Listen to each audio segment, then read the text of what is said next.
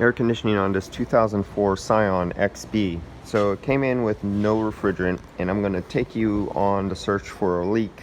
I haven't found it yet. I'm just starting, and it had 0 psi in it.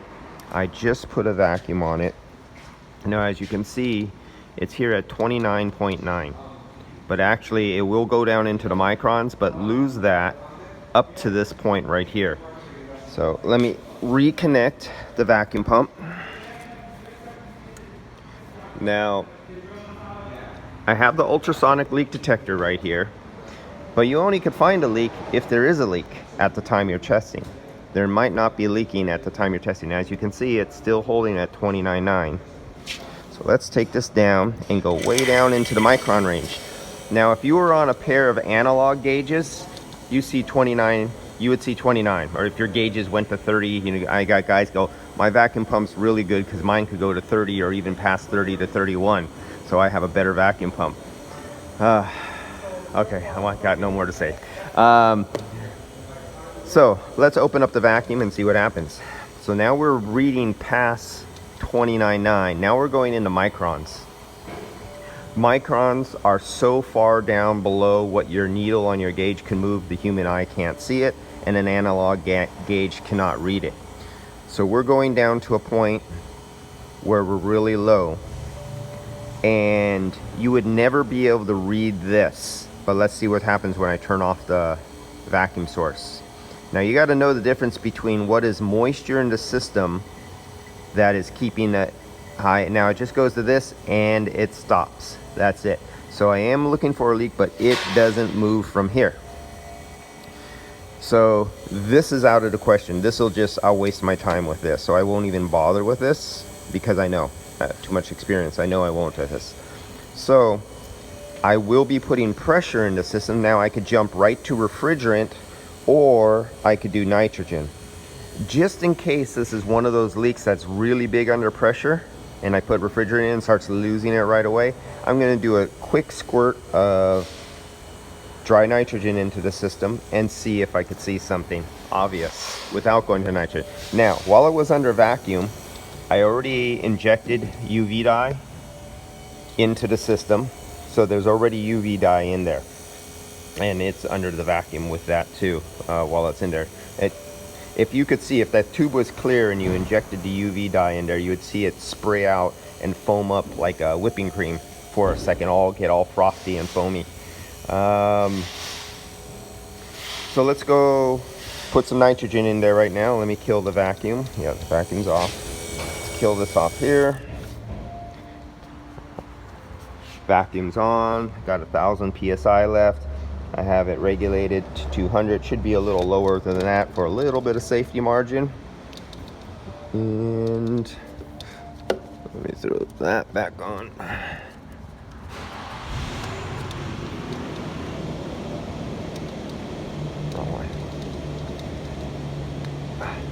One-handed, my left hand. There we go. We got getting there. Getting there.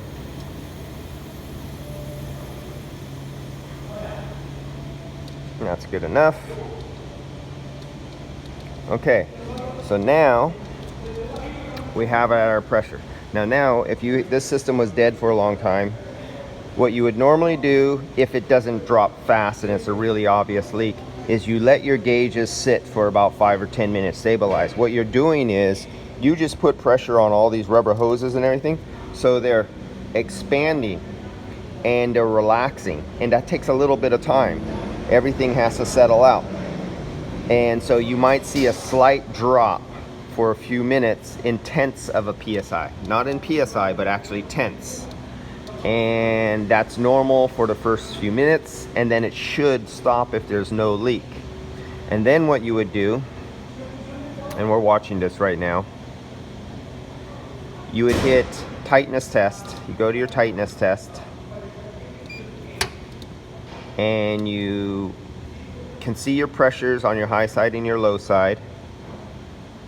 Now you'll hit enter and it'll read small leaks that are within 1/10 of 1 psi, like you see happening right now. It dropped to a point where an analog gauge could never see that movement right now. What's happening right now, no analog gauge can see. So let's hit enter, and it's dropping.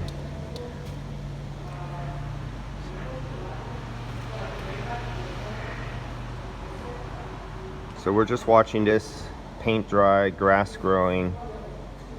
Okay, so we see this pretty steady drop, 1/10 of a PSI at a time. They're slowly dropping.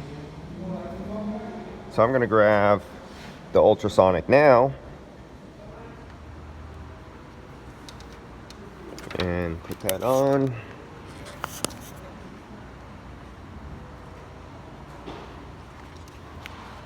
See where we're at, we're dropping. Let's see if I can pick this up from a distance.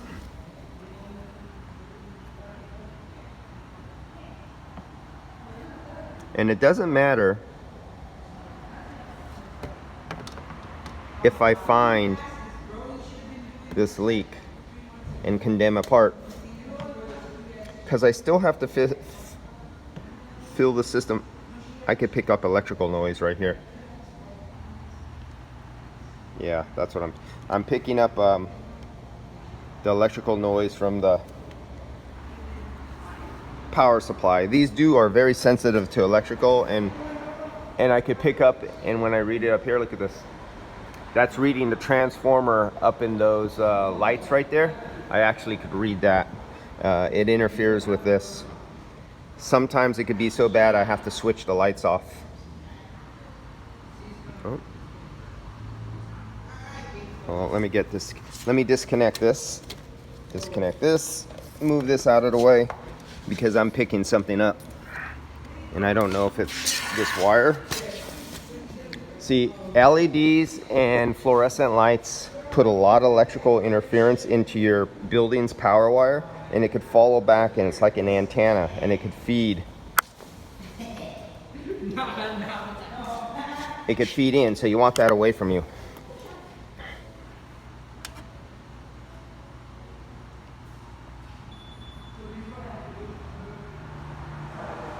Yeah, that's what it was. I was picking up interference from dirty power.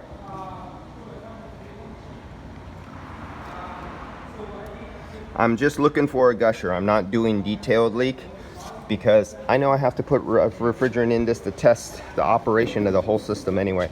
Let's see, where's our pressure? You can see we're leaking.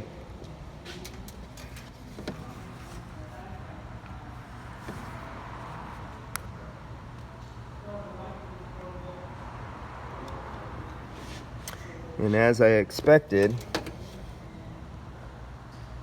to find this leak, I am going to have to charge it up.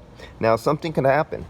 I could charge this up with refrigerant, and there could be one of these conditions that I might find it with this, but when I charge it up with refrigerant, once the lines get hot or cold, the leak can actually stop.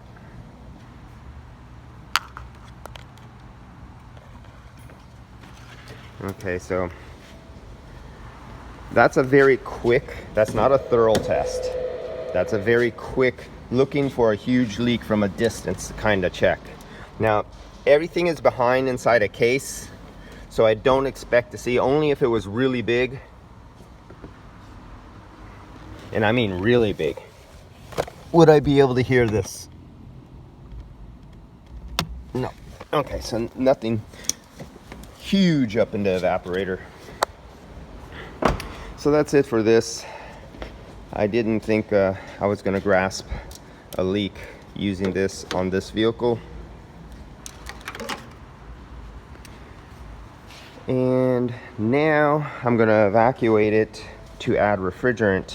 And since we already have UV dye, you know, I have the UV light, and I have my leak detector. Where is it?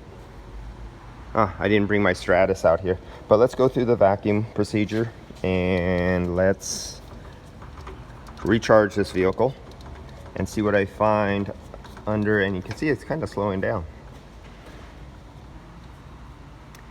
So I'll do that. Let's do a recovery and come back to this and look for a leak using refrigerant.